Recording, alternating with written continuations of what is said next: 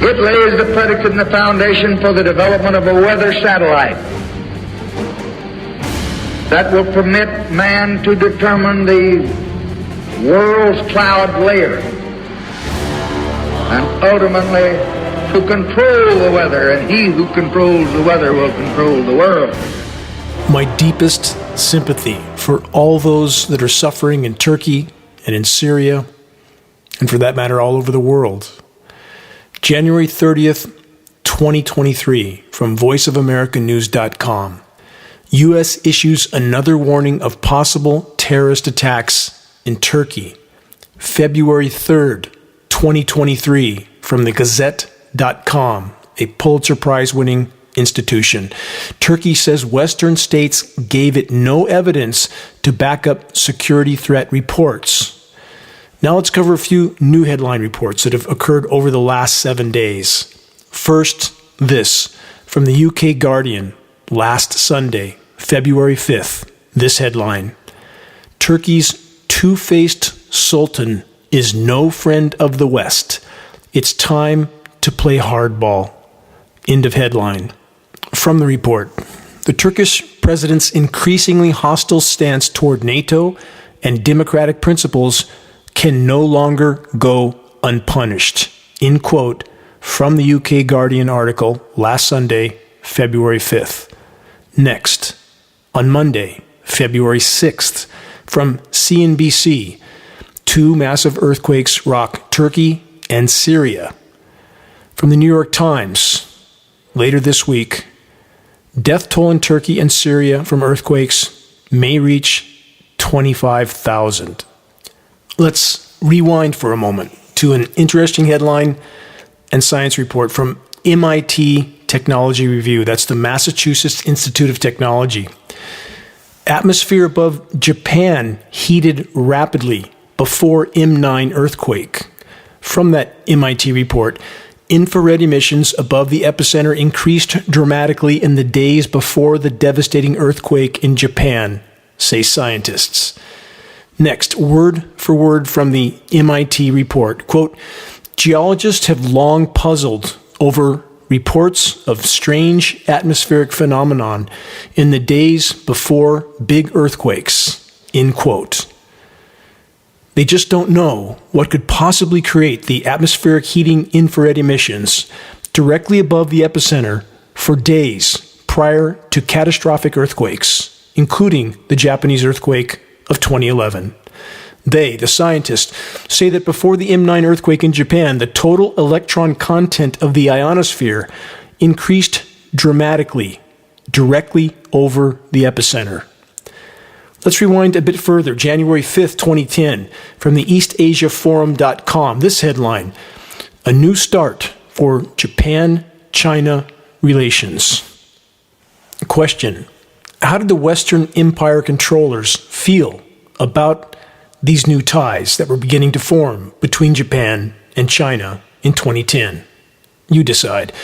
Now this, a 2015 science report from physicstoday.org titled HAARP, the acronym HAARP, the most powerful ionosphere heater on Earth.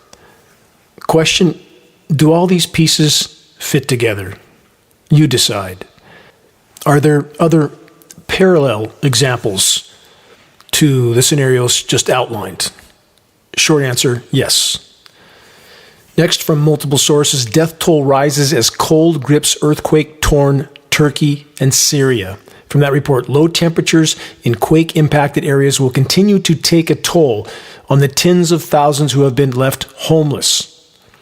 And from AccuWeather, this: secondary disaster looms as UN aid finally reaches survivors battling frozen conditions in Syria and Turkey. Next question: are the climate engineers busy in the Middle East? Again, I'll leave that up to the listener to investigate and decide. Please check the engineering winter section on the homepage of geoengineeringwatch.org to learn more. Moving on, from the other side of the world, a harbinger headline for all of us to consider: dead fish, dead cows, and dead crops in Argentina. That's from Gizmodo.com. The report states, Quote, in addition to high temperatures, the country is in the middle of a punishing drought. Sounds a lot like California in every recent summer, and 2023 will almost certainly be the most punishing yet. The entire planet is facing the same fate at varying levels and at varying speeds, but all is accelerating by the day. Another example headline from South America that the U.S. matrix media has done their best not to mention, at least not on any TV matrix media sources, from Reuters.com. At least 23 dead as dozens of wildfires torch forests in Chile. The report states weather conditions have made it very difficult to put out the fires that are spreading rapidly, and the emergency is getting worse. That's from the Chilean Interior Minister, who told this to reporters at a news conference at the capital in Santiago. And here's an updated headline from this week on the situation in Chile. This from multiple sources. Chile battles deadliest wildfires on record as heat wave grips country. Again, this sounds a lot like California and most of the U.S. West now every year and over longer and longer period of the year. And in between what we are told is winter, engineered winter weather whiplash cooldowns, often followed by record warm-ups. The pendulum swings back and forth as the climate engineers play weather whack-a-mole. From theatlantic.com, this, fighting climate change was costly. Now it's profitable. So they say, end of the headline. From that report, they then say this, just how far can this climate momentum take us? Question mark. Yes, we definitely have momentum, the kind that occurs after you crash through the guardrail and are free falling to the bottom of the canyon.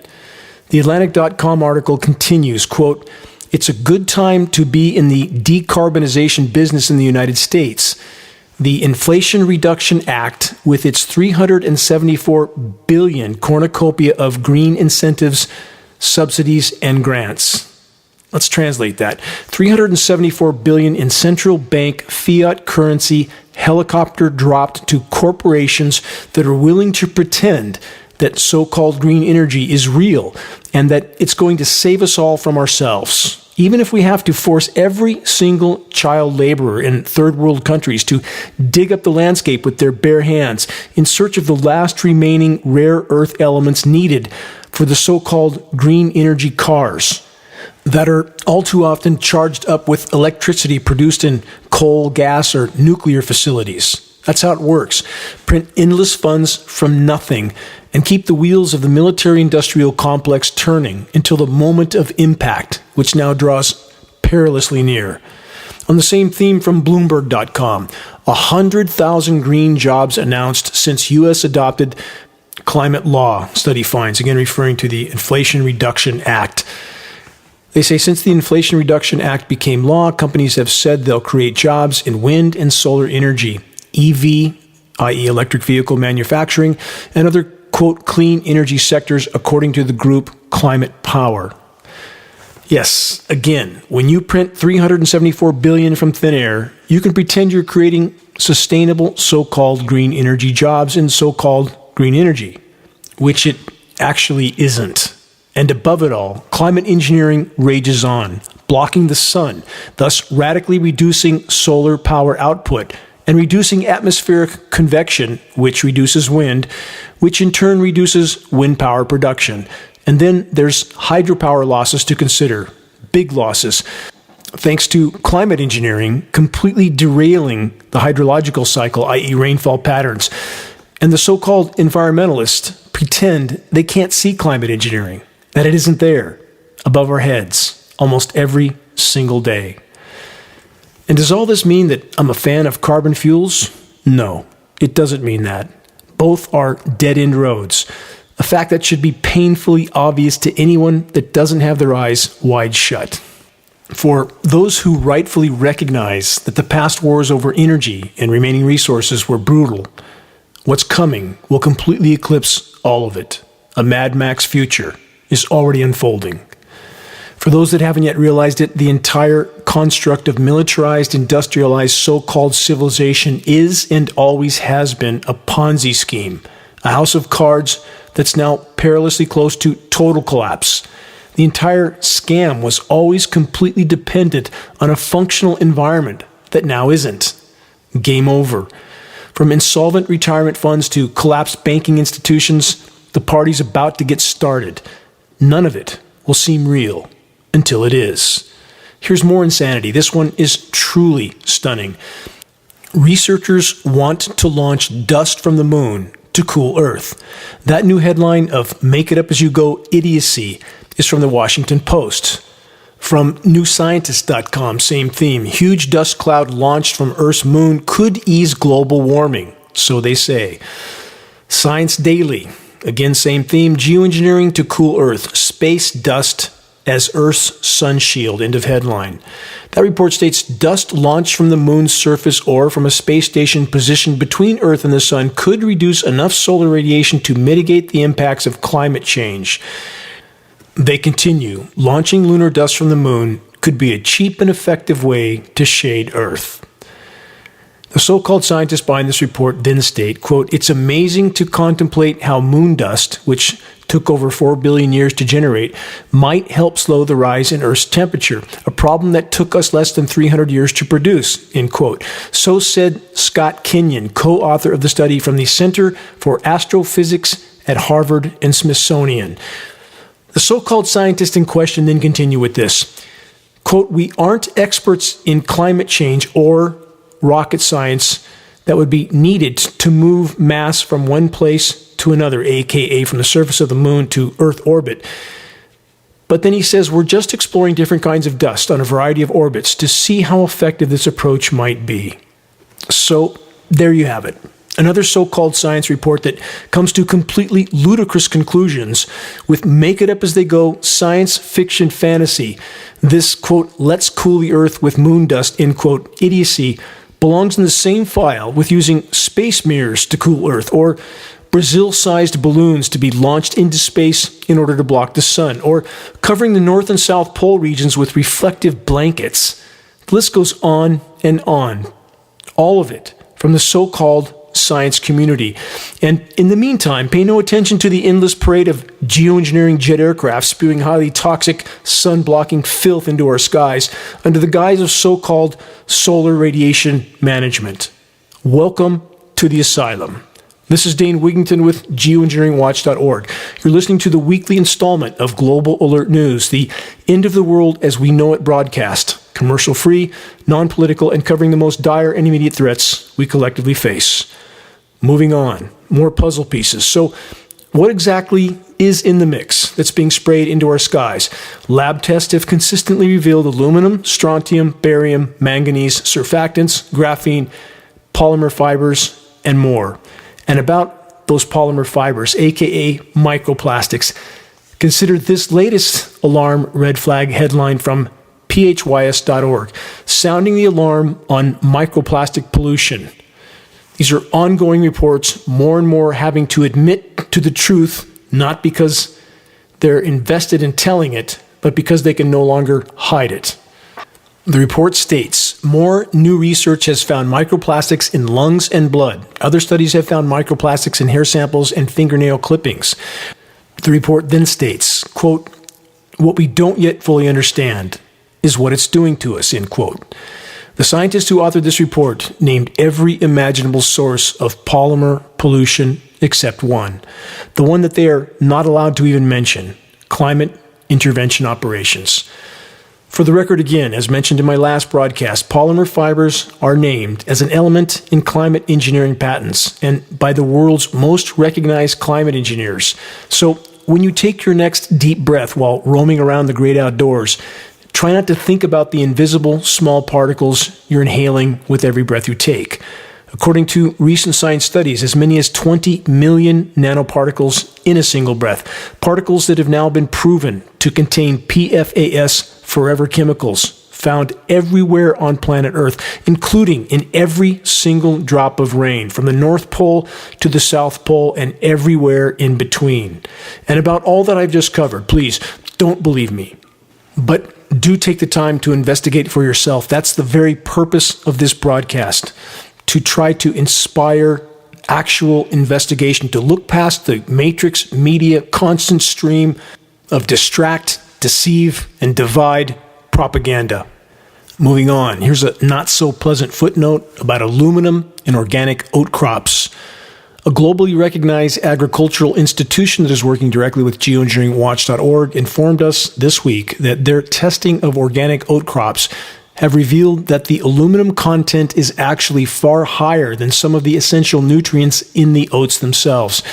Though this fact is, of course, extremely disturbing, it's far from surprising. The bioavailable nanoparticles are now permeating every living thing, including us and our food. It can't be otherwise. Nature doesn't create such lethal elements. Only man does. Next puzzle piece, new from Reuters.com. Huge chunk of plants and animals in U.S. are at risk of extinction. February 6, Reuters. A leading conservation research group found that 40% of animals and 34% of plants in the United States are at risk of extinction, while 41% of ecosystems are facing collapse. If only that report was true. But in reality, what's unfolding at blinding speed is far worse.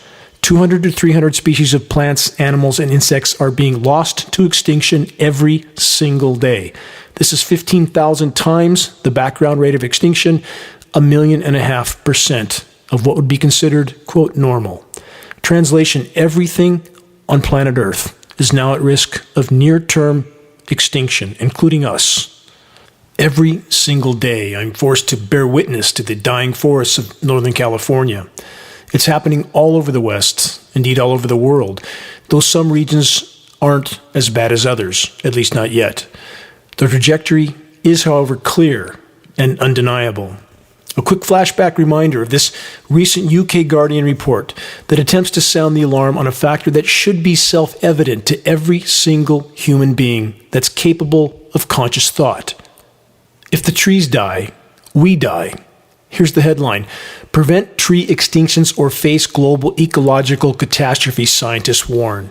From that report, a new science study issues a, quote, warning to humanity as it calls for urgent action to protect world's 60,000 tree species. The report states 17,500 tree species, about a third of the world's 60,000 tree species, are at risk of extinction.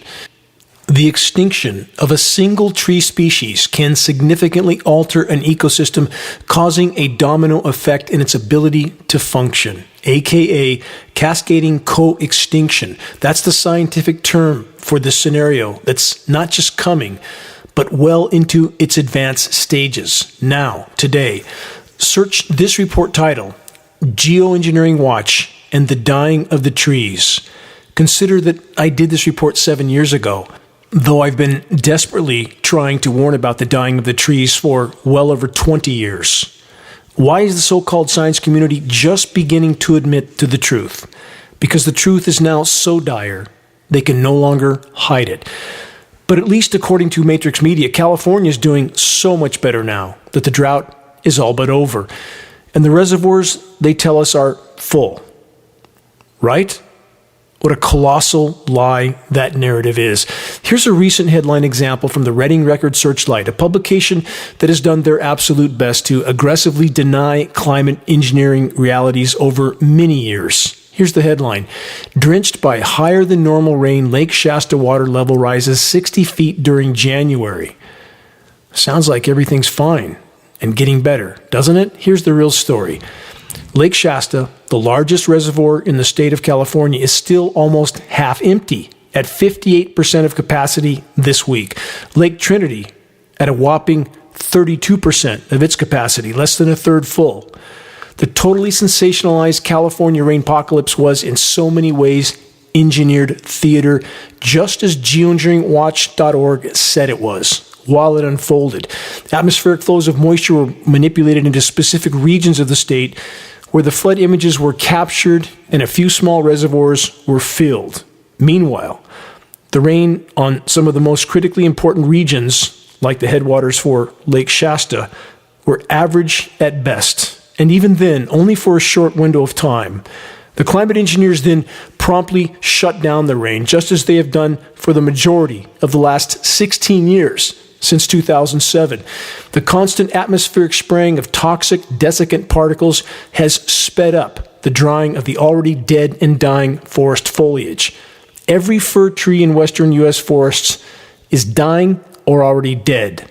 Search this term, covered this in a previous broadcast, Firmageddon, for a recent science study addressing the apocalyptic die-off of the foundational tree for the forests in the western U.S.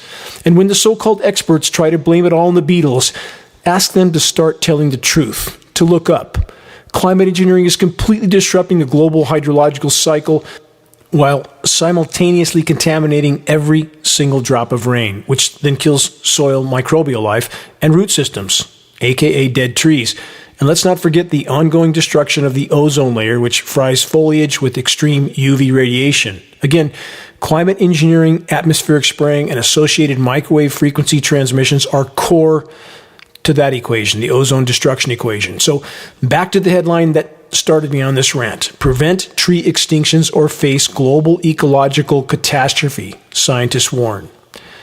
Summary: no trees, no people. No insects, no people. No plankton, no people. Dead oceans, no people. No functional habitat, no people. All of it is unfolding at once, and none of it bodes well for the fate of the human race. Moving on. Next headline: Biden calls global warming bigger threat to humanity than nuclear war during New York City speech. This report was this week from the New York Post. That was a big statement from Biden, given the fact that there are currently believed to be approximately 12,700 nuclear warheads in the world. That's according to the Federation of American Scientists. The New York Post report then provides us this reassurance, quote, some scientists say global warming is linked to more severe weather events such as hurricanes, but there are no near-term projections that the world will become totally uninhabitable, end quote. How incredibly reassuring. Not, quote, totally uninhabitable. What does that mean? Exactly, that some tiny remnant of life might be able to hang on in a deep dark hole in the ground somewhere, perhaps like the DUMBs, the deep underground military bases where the Predator class is certainly planning on retreating to soon. Let's stop there for a moment. First, about the collapse of the climate system, it's not some so-called scientists trying to sound the alarm, it's 97% of them, and 99.9% of science studies the same. We're trashing our planet at blinding speed. That fact is well beyond any rational debate. But what biggest of all piece of the puzzle is the entire so-called climate science community completely omitting? Because their paychecks and pensions and research grants depend on them omitting it. Climate engineering operations, which are radically fueling the non-linear decimation already being caused by countless other forms of ecologically devastating human activities. Here's a reminder of a few examples that I'm going to continue to try to point out. Consuming and burning over 100 million barrels of hydrocarbon fuel every single day. Take a moment to think about that figure, 100 million barrels a day. The cutting down, burning, and otherwise contaminating and killing off of virtually all of Earth's forests. The poisoning of the planet's oceans and ecosystems from too many sources to even begin to cover. So, could Biden actually be correct? Could unfolding climate collapse be as bad or worse than nuclear war? When climate intervention operations are considered and added to the equation, along with all the related ramifications from the ongoing and accelerating atmospheric spraying and microwaving of the atmosphere to manipulate the sprayed particles, the short answer is yes. We do face extremely near-term climate and biosphere threats that rival those posed by nuclear annihilation. Again, with climate intervention operations being a core part of this equation. The even worse truth is that we face all of these threats at once, converging catastrophes closing in from every imaginable direction. A reminder that individuals within the ranks of the U.S. government have openly discussed using nuclear weapons for the stated purpose of creating a nuclear winter scenario, their idea of cooling the planet. Take a moment to think about that. And even now, how many still blindly believe that the U.S. government is doing everything they can to protect what's left of the planet's life-giving atmosphere and environments? From France24.com and many other sources, a story that almost all the mainstream matrix media is trying to avoid altogether. White House rejects report that U.S. was behind Nord Stream pipeline sabotage. Report states on Wednesday the White House flatly rejected a new report by veteran investigative journalist Seymour Hersh that the U.S. was behind the sabotage of the Nord Stream gas pipelines last year. Well, there you have it. Nothing to see here, because we can all rest assured that our government would never lie to us. Thankfully, finally, many are beginning to wake up and realize that that's all our government does, is lie to us. The terrorist attack on the Nord Stream 1 and 2 pipelines resulted in the single largest spill of methane gas in human history, releasing the equivalent of 14.6 million tons of CO2, creating a catastrophic climate impact. For the record, methane is 120 times more potent a greenhouse gas than CO2 over a 10-year time horizon. A final note, as expected, the attack contributed to a spike in energy prices throughout Europe and the entire world. So, who carried out this environmentally devastating terrorist attack? You decide. Thank you, Seymour Hersh. Let's rewind for a moment to recall the global ecological catastrophe of the nearly 700 Kuwait oil wells that were set ablaze in the first Gulf War. Was that horrific crime really from Saddam Hussein behaving badly? In fact, no. U.S. Special Forces soldiers have long since admitted to igniting the wells and, in doing so, creating this environmental catastrophe. Why? Not a hard question to answer. To provide the Western Empire the premise it needed to move in its own oil extracting corporations, cancerous companies like Darth Cheney's Halliburton and Bechtel Power, a company that I once worked for. The global matrix money printers are running the asylum. Those that don't yet understand this aren't paying attention, to say the least. On every single subject of any importance or consequence, we're being lied to and led off the proverbial cliff. The flashing red warning signs are everywhere, and even now, the majority remain completely asleep at the wheel, mesmerized by the matrix theater of the absurd, and by a constant stream of scripted political dramas, along with every imaginable form of bread and circus. When and how will the tale of the human race come to a close? You're listening to the weekly installment of Global Alert News, the Bad News Broadcast, installment number 392, February 11th, 2023. This is Dane Wigington, your host. Global Alert News is brought to you by Geoengineeringwatch.org, the largest and most visited website in the world on the subject of climate intervention operations known as geoengineering. The commercial-free, non-political Global Alert News Hour is broadcast on AM and FM stations in Florida, Texas, 2 stations in San Francisco, Sacramento, San Diego, 2 Colorado stations including Denver, Portland, Phoenix, Pittsburgh, Santa Cruz, San Bernardino, California, Washington State, Alabama, Columbus, Ohio, New York State, 2 stations in the far north of California, Tucson, Arizona, and the Carolinas, north and south. Geoengineeringwatch.org wishes to express our deepest gratitude to those that have helped us to expand our reach and thus our voice in this desperate last-hour effort to sound the alarm. If you're on our email list, please put us on your email contact book so that our mailouts don't go to spam files. Please help us to share the groundbreaking documentary titled The Dimming, which fully exposes the climate engineering atrocities, now with over 1 million views on YouTube. The best way to share is by circulating the direct link to The Dimming by email directly from the homepage of geoengineeringwatch.org. Sharing directly helps us to overcome social media censorship.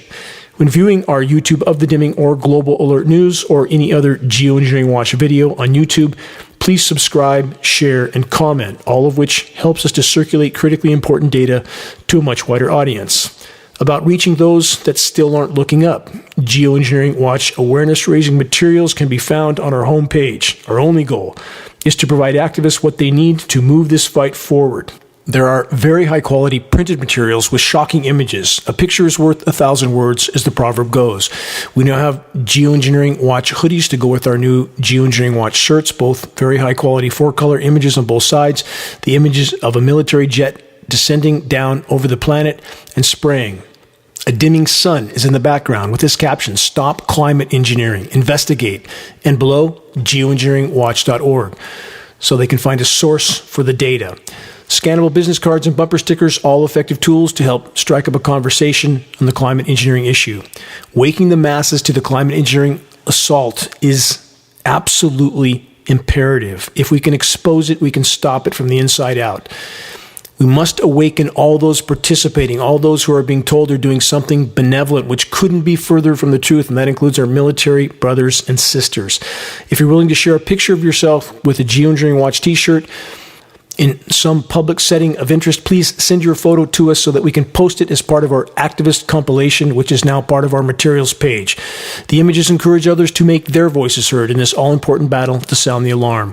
Final note, if you know of any radio station that might be interested in airing the non-political, commercial-free Global Alert News Hour, have them contact us at geoengineeringwatch.org. I'm often asked, how can the planet be warming when it's so incredibly cold? In some places, at least some of the time, in between record warmth anyway. I'll get to some answers on this question, but first, some recent headline reports that are exactly what the climate engineers and their controllers seek to create. Here's one. Hot air. No global warming for 8 years. That's according to Junk Science's Steve Malloy. Well, there you have it, because Steve Malloy says so. Steve Malloy, that's an ExxonMobil shareholder. Steve Malloy, who previously worked as Director of External Policy and Strategy at Murray Energy Corporation, which claims to be the largest privately owned coal producer in the United States. Steve Malloy, who said the following on April 26, 2018, quote, "I do have a bias. I'm all for the coal industry and the fossil fuel industry. Wealth is what makes people happy, not pristine air, which you will never get." End quote. Question. Was Malloy only referring to atmospheric particle pollution from coal or burning carbon fuels, or is there more? This individual is the epitome of a carbon fuel industry lobbyist. His resume in this arena is extensive. The same carbon fuel industry that's neck deep in backing the climate engineering onslaught and all the toxic engineered winter weather whiplash temporary cool downs that climate engineering and chemical ice nucleation cloud seeding operations create. The constant engineered cool down zones radically alter temperature readings and thus the overall global statistics. And that's one of the objectives of geoengineering operations. Here's the bottom line. Anyone that's pushing any opinion or conclusion about the climate from any perspective that doesn't include the climate engineering factor and the completely engineered winter weather whiplash scenarios, first and foremost, isn't telling you the truth, period. Let's cover some of the headlines that the carbon fuel industry, the controllers, and the climate engineers are trying desperately to create. Mount Washington is cold as Mars with record-breaking wind chills of 110 below. That's from the New York Post. From that report, Mount Washington saw air temperatures plummet to minus 46 degrees with wind speeds averaging up to 125 miles per hour. It's the 125-mile-an-hour winds that managed to make this wind chill record come true for the climate engineers. And can they control wind speed? Yes, absolutely. When you can manipulate atmospheric pressure zones, you can manipulate wind speeds. From the land down under, Australia, from ABC News Australia, snow turns Australian Alps into winter wonderland in the middle of summer. From the context of the report, quote, "The weather is a little bit unpredictable these days. You never know what's going to happen, but it's Mother Nature. You've just got to work with it." End quote. Exactly the kind of narrative we should expect from any official climate engineering cover-up entity, just nature. That's what makes climate engineering the crown jewel weapon of the controllers, a weapon with which they can bring populations to their knees without those populations ever even knowing they're under assault. Another headline from ABC Australia. Summer snow to bring lowest February temperatures in 18 years. Now, two more headlines, also from ABC Australia, and these from the same day in the same country. just a bit to the north. Queensland weather pushes power grid to limit as the Bureau of Meteorology warns of ongoing heat wave.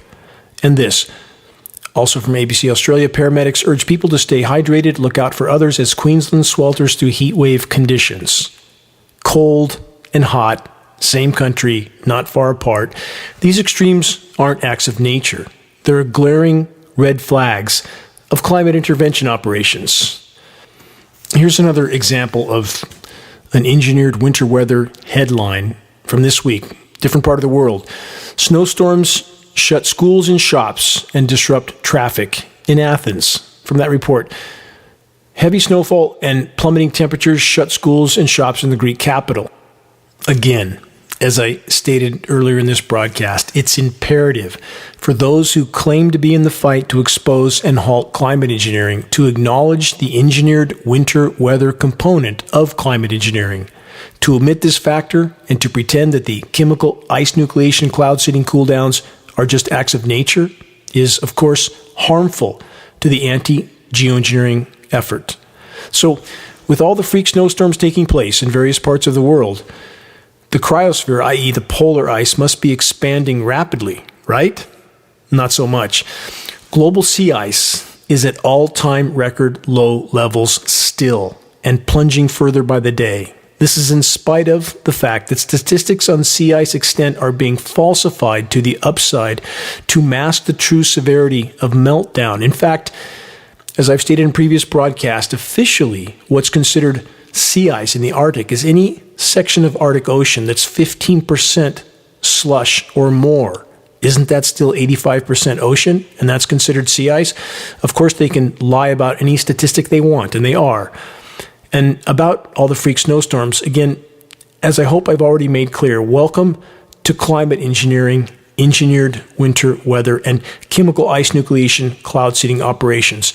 Check the engineering winter section on the homepage of geoengineeringwatch.org to learn more. This is why you have engineered winter storm after storm named theatrically by the Weather Channel that are coming out of the record warm Gulf of Mexico. And to watch the climate engineering cover-up actors at the Weather Channel attempt to explain this away, why it's snowing at far above normal temperatures, far above freezing temperatures, in fact, and how the rain turns over to snow regardless of elevation.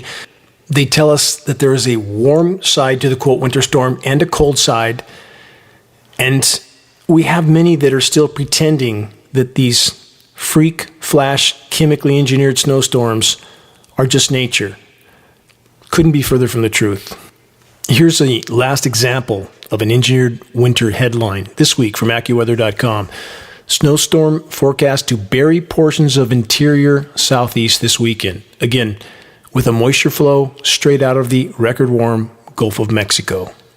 On last week's broadcast, I stated that 80 to 100 feet of sea level rise was already baked into the equation, even if all forms of highly destructive human activity were to be halted immediately.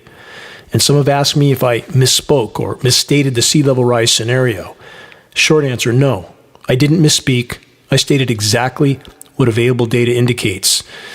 To carry this point further, if the human race remains on the current trajectory, it is certainly most likely that the entire cryosphere will melt off completely by the end of this century, if not far sooner, because of the feedback loops that are already triggered, which the world's largest scientific panel ever created on any subject in human history, the IPCC, the Intergovernmental Panel on Climate Change, 2,000 so-called scientists don't consider.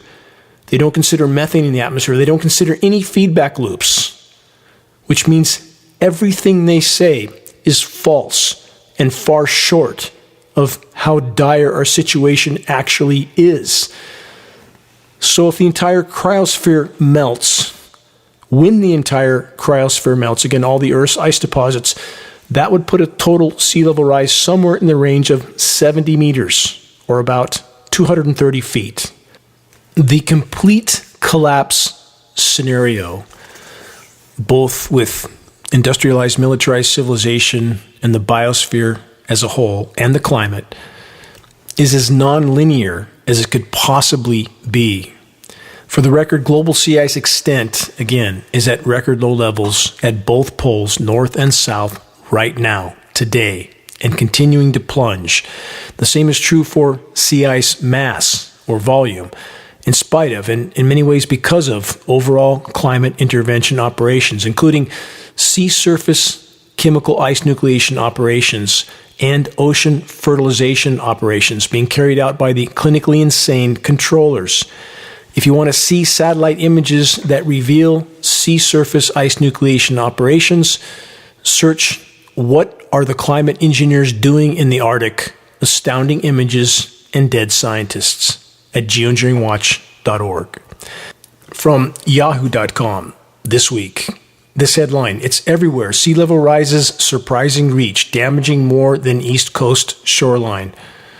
For those that insist that they see no signs of sea level rise in their location, first, consider that the current rate of rise is not yet shockingly evident in all regions, but that will change. Next, consider that sea level rise, just like the tides, is not uniform. It varies. There are many factors in the equation. Same theme from thenation.com. Should we start preparing for the evacuation of Miami? Question mark. From that report, Miami is drowning. In a recent report from the climate think tank Resources for the Future, they declared that Miami is the most vulnerable major coastal city in the world. Preparing for Miami's evacuation would help them immeasurably, the report states. Just as important, it would force municipalities across the United States to get serious about hosting climate migrants. So, should we be gravely concerned about the already unfolding extreme sea level rise scenario? Again, answer: no, not if the human race remains on the current course. No one will be here to see the completely altered shorelines all over the world. On the current course, our species and possibly, or rather probably, the entire web of life will have long since perished. Short of a complete course correction, it's unlikely that anyone will make the end of the decade, this decade, let alone the century. Not opinion, statistical trajectory. It's not just planetary meltdown from countless forms of human activity. It's not just climate intervention operation destroying what's left of our life-giving atmosphere and natural weather, along with total contamination of the entire planet. It's not just the collapse of aquatic and terrestrial ecosystems all over the world, but also the total meltdown of 440 nuclear power plant facilities all over the world. Fukushima and Chernobyl were just the beginning. Now add several hundred nuclear detonations or more. Add it all up. How clear can this picture be? Game over on the current course, many times over, aka the final chapter of the human race and life on Earth. And I know how tired many are of hearing me cite such dire conclusions again and again. I'm completely exhausted with this entire battle myself, 20 years plus slogging in this trench. But the majority in first world nations, especially with the U.S. at the top of the list, are still drowning in their own denial, faces glued to iPhones or glued to the widescreen for the latest sports distraction, or sailing off on a cruise ship to visit what's left of some island resort and then go snorkeling on a dead reef that's often little more than a pile of rubble with a few straggling fish around. And I've seen this firsthand. Last time I was in Cancun and Cozumel, that's all that was left. The reefs were completely devastated, and those visiting those reefs had no clue that what they were seeing was nothing compared to what once was. No idea whatsoever. Just like people now have no idea what a real cloud looks like often. No idea what a blue sky looks like. No idea what real weather is. We are truly in a dark place, and to all those that are trying desperately to awaken the kind of people that I just described, again, that are nose deep in denial, that have absolutely no interest in hearing any information that in any way conflicts with their chosen beliefs, I truly know how frustrating such exchanges can be. But don't beat your head against an immovable wall. Plant the seed of awareness, of information, and move on. All those still clinging to their denial will be forced to face reality soon enough. Wait and see. So, about the last 8 years on planet Earth, what does the World Meteorological Association say? The following headline from the World Meteorological Association, January 12, 2023, quote, past 8 years confirmed to be the 8th warmest on record. Now let's put this into a larger context. As I covered in a recent broadcast, we have just passed the 46th consecutive year of above normal global temperatures. And that's even with the constantly engineered chemical ice nucleation, cloud seeding, surface cool downs, and in spite of official high temperatures being constantly underreported, not overreported. I have no love for the climate engineering denying World Meteorological Association scientists or the so-called climate science community as a whole who continue to lie about and deny the reality of the ongoing climate engineering operations. But about the state of the planet, it isn't just warming. It's in a state of non-linear total meltdown, with climate engineering further fueling the fire. Still don't believe it? Revisit this question at the end of summer 2023 in the Northern Hemisphere. Then see what you think. And as mentioned earlier, what's now increasingly the norm following the chemical ice nucleation, cloud seeding, cool downs? This week from the Washington Post, Northeast and New England experience record warm-up after record cold. From that report, Northeast confronts weather whiplash. Where have I heard that term before? With record warm-up after record cold. Again, this is exactly what Geoengineeringwatch.org said would happen, and it did. It can't not happen. In fact, the climate engineers are desperately trying to chemically nucleate anywhere and everywhere they have enough moisture to do so. And these winter weather whiplash scenarios will continue to worsen, will continue to become more absurd with every imaginable form of frozen material hitting the surface, forms that anyone who lived with real, natural, nucleated snow from decades now long past would recognize as being wrong, and certainly it's toxic. Our lab tests prove it. So, what do the climate engineers have scheduled in the weeks to come? The following new headline is from extremeweather.eu. A sudden stratospheric warming is coming, collapsing the polar vortex and potentially impacting the weather later in the month and in early spring.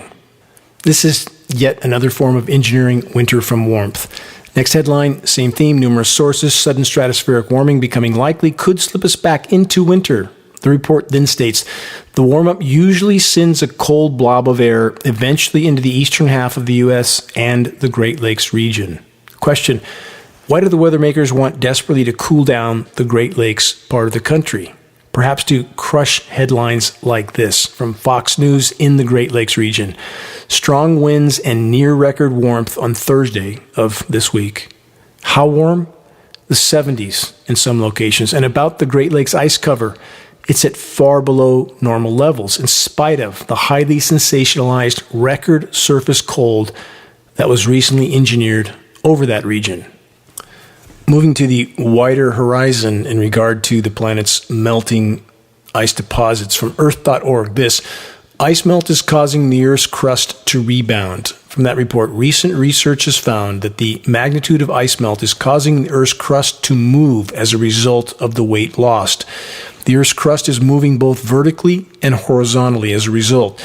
This phenomenon, known as post-glacial crustal rebound, or aka glacial rebound, where land masses free of the huge weight of ice sheets are pushed back up by the viscoelastic mantle that underlies them. Been over this in recent broadcasts. The glacial rebound that's already occurring in land masses like Greenland. Those land masses are literally beginning to rise up out of the ocean, which is going to further displace sea level. In regard to sea-based ice, that doesn't affect sea level rise much. That's why the rising oceans are progressing more slowly at the moment, because the sea-based ice, which is the buttress for the land-based ice, for example, in Antarctica, where the majority of the planet's ice deposits remain, that sea-based ice is disintegrating, and that is beginning to allow the land-based ice to slide into the ocean, and that's when everything goes exponential. You have melt ponds occurring on the surface of the land-based ice deposits, and those ponds eventually drain through what's called a moulin. It's a shaft down through the ice that leads to the bedrock. So this glacial lake eventually drains into one of these shafts, lubricates the glacier between the glacier and the bedrock, and accelerates the land-based ice sliding into the ocean. And this is, again, the trajectory that we are on that's now very close, and very few realize the gravity of what's unfolding. And this is one of the factors that's driving the desperation of those in control, because once they can't hide the fact that locations like Miami are already spending $1 billion a year trying to keep their streets dry, once you can't hide that, and once sea level rise begins to truly go non-linear, changes the entire equation. The public realizes at that point that the party's over, and at that moment, it's truly over. Mass delusion completely implodes. And all that I've just outlined is only one factor that's unfolding, one of many. Environmental collapse across the board, crop contamination and collapse, forests, fisheries, all the components that have, for a very brief geologic period, allowed the human race to explode in numbers all over the world, decimating the web of life in the process. And for those that still believe more technology will save us from ourselves, please look up and ask yourself how well climate engineering has worked out so far, and about the energy it takes to keep the carbon fuel fiesta going. The vast majority, unfortunately, have no understanding of how unimaginably complex and energy intensive the entire matrix paradigm is. No understanding of how completely unsustainable it is and always has been. Cascading catastrophes on a dying planet and the dwindling resources scenarios that are radically increasing on all fronts. Scenarios that will soon enough make it impossible for anyone to help anyone else. All will be occupied with their own day-to-day survival. The global predator class is preparing to go underground, but on the current trajectory, they won't be around for much longer than the rest of us. We must beat them to the intersection. The entire paradigm must be altered, a complete course correction, or all is lost. No one can know how powerful the planet's life support response might be if it was left alone, starting with stopping the climate engineering onslaught, the epitome of human insanity, the greatest and most immediate threat we collectively face short of nuclear cataclysm, but by no means the only threat. I can't stress that enough. I hear from so many people who claim that I said that was our only problem. I've never said, even thought anything like that. We've been horrible stewards of our planet. Where would we start? We've trashed it in the geologic blink of an eye. And I know there are exceptions. I'm not speaking to everyone, but taken as a whole, I'm speaking of the human race, that so many, either actively or passively, are participating in what the power structure is carrying out. They couldn't do what they do without that cooperation of the vast majority. But no matter how dark the horizon, it's our task to try and turn the tide. The effort matters in and of itself. All of our efforts matter in ways that we can't yet fully know or even comprehend. More times than I can ever recall, I've longed to have some sort of break from the battle, to lay in the middle of a stand of trees that's still hanging on, still living. My sentient comrades in the forest from so many years, to listen to the wind and whatever sounds of nature that may yet remain. But I remind myself that this is not the time. I remind myself that I'm in the final stretch of a critically important battle for all that matters, for all that I hold dear. All of us are in this battle. All of us have the same stake in this battle. Everything. I refrain from any sabbatical from the front line of the fight, and I march on. My conscience won't let me do otherwise. Regardless of the outcome, if one presses on in the battle till the finish line is crossed, there's no room for regret. So long as we have exercised our only true possession, our will, in accordance with reason, with nature, with our Creator, we will have played our part. But if we stand together in a common effort to expose the insanity and turn the tide, who can say what we may yet accomplish? Who can say what allies we may have in this fight that we are not yet even aware of? But whatever the case, doing what's right, because it's right, will always be right. Check the activist suggestions link on the homepage of geoengineeringwatch.org to learn specific details on what you can do to help move this fight forward. Please make your voice heard while it can still make a difference. Make every day count. Until next week, this is Dane Wigington with geoengineeringwatch.org.